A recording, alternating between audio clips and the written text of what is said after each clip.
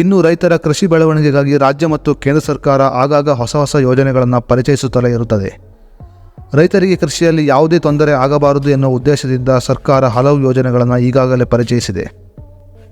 ಈಗಾಗಲೇ ಕೇಂದ್ರದ ಮೋದಿ ಸರ್ಕಾರ ರೈತರಿಗಾಗಿ PM ಕಿಸಾನ್ ಸಮ್ಮಾನ್ ಯೋಜನೆಯಲ್ಲಿ 4 ತಿಂಗಳಿಗೊಮ್ಮೆ 2,000 ರೂಪಾಯಿಯನ್ನು ಖಾತೆಗೆ ಜಮಾ ಮಾಡಲಾಗುತ್ತಿದೆ.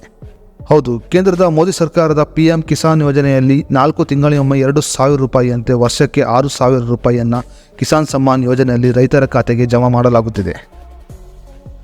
PM ಕಿಸಾನ್ ಸಮ್ಮಾನ್ ಯೋಜನೆಯ ಲಾಭವನ್ನು ದೇಶದ ರೈತರು ಈಗಾಗಲೇ ಪಡೆಯುತ್ತಿದ್ದಾರೆ. ಆದರೆ ಈ ನಡುವೆ ಕೇಂದ್ರ ಸರ್ಕಾರ ಇನ್ನೊಂದು ಯೋಜನೆಯನ್ನು ಜಾರಿಗೆ ತಂದಿದ್ದು, ಈ ಯೋಜನೆಯಲ್ಲಿ ರೈತರು PM ಕಿಸಾನ್ ಸಮ್ಮಾನ್ ಯೋಜನೆಗಿಂತ ಹೆಚ್ಚಿನ ಲಾಭವನ್ನು ಪಡೆದುಕೊಳ್ಳಬಹುದಾಗಿದೆ. ಹಾಗಾದರೆ ರೈತರಿಗಾಗಿ ಕೇಂದ್ರ ಸರ್ಕಾರ ಜಾರಿಗೆ ತಂದಿರುವ ಆ ಹೊಸ ಯೋಜನೆ ಯಾವುದು ಎಂದು ನಾವೀಗ ತಿಳಿಯೋಣ.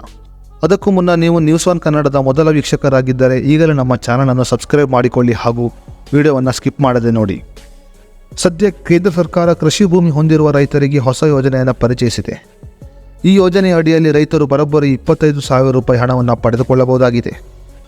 ಕೇಂದ್ರ ಸರ್ಕಾರ 25,000 ರೂಪಾಯಿ ಹಣವನ್ನು ನೇರವಾಗಿ ರೈತರ ಖಾತೆಗೆ ಜಮಾ ಮಾಡುತ್ತದೆ.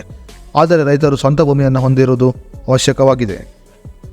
ಬೆಳೆ ಹಾನಿಯನ್ನು ಅನುಭವಿಸಿದ ರೈತರು ಕೇಂದ್ರದಿಂದ ಈ ಯೋಜನೆಯ ಲಾಭವನ್ನು ಪಡೆದುಕೊಳ್ಳಬಹುದಾಗಿದೆ.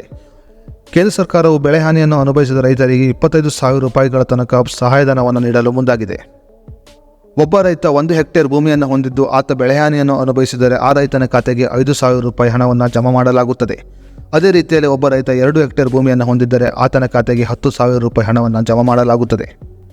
ಅದೇ ರೀತಿಯಲ್ಲಿ ಒಬ್ಬ ರೈತ 3 ಹೆಕ್ಟೇರ್ ಭೂಮಿಯನ್ನು ಹೊಂದಿದ್ದು ಆತ ಬೆಳೆ ಹಾನಿಯನ್ನು ಅನುಭವಿಸಿದರೆ ಆತನ ಖಾತೆಗೆ ಕೇಂದ್ರ ಸರ್ಕಾರದಿಂದ ನೇರವಾಗಿ 15,000 ರೂಪಾಯಿಯನ್ನು ಜಮಾ ಮಾಡಲಾಗುತ್ತದೆ. ಒಬ್ಬ ರೈತ 4 ಹೆಕ್ಟೇರ್ ಭೂಮಿಯನ್ನು ಹೊಂದಿದ್ದು ಆತ ಕೂಡ ಬೆಳೆ ಹಾನಿಯನ್ನು ಅನುಭವಿಸಿದರೆ ಆತನ ಖಾತೆಗೆ 15,000ರಿಂದ 20,000 ರೂಪಾಯಿಯನ್ನು ನೇರವಾಗಿ ಜಮಾ ಮಾಡಲಾಗುತ್ತದೆ. ಅದೇ ರೀತಿಯಲ್ಲಿ 5 ಹೆಕ್ಟೇರ್ ಅಥವಾ ಅದಕ್ಕಿಂತ ಹೆಚ್ಚಿನ ಭೂಮಿಯನ್ನು ಹೊಂದಿರುವ ರೈತ ಬೆಳೆ ಹಾನಿಯನ್ನು ಅನುಭವಿಸಿದರೆ ಆತನ ಖಾತೆಗೆ ನೇರವಾಗಿ 25,000 ರೂಪಾಯಿ ಹಣವನ್ನು ಜಮಾ ಮಾಡಲು ಕೇಂದ್ರ ಸರ್ಕಾರ ಈಗ ಮುಂದಾಗಿದೆ. ದೇಶದಲ್ಲಿ ಮಳೆಯ ಅಭಾವದಿಂದ ಸಾಕಷ್ಟು ಜನರು ಬೆಳೆ ಹಾನಿಯನ್ನು ಅನುಭವಿಸುತ್ತಿದ್ದಾರೆ. ಈ ಕಾರಣದಿಂದ ಕೇಂದ್ರ ಸರ್ಕಾರ ಈ ಯೋಜನೆಯನ್ನು ಜಾರಿಗೆ ತಂದಿದ್ದು, ಈ ಯೋಜನೆ ಸಾಕಷ್ಟು ರೈತರಿಗೆ ಸಹಕಾರಿಯಾಗಲಿದೆ ಎಂದು ಹೇಳಿದರೆ ತಪ್ಪಾಗಲ್ಲ.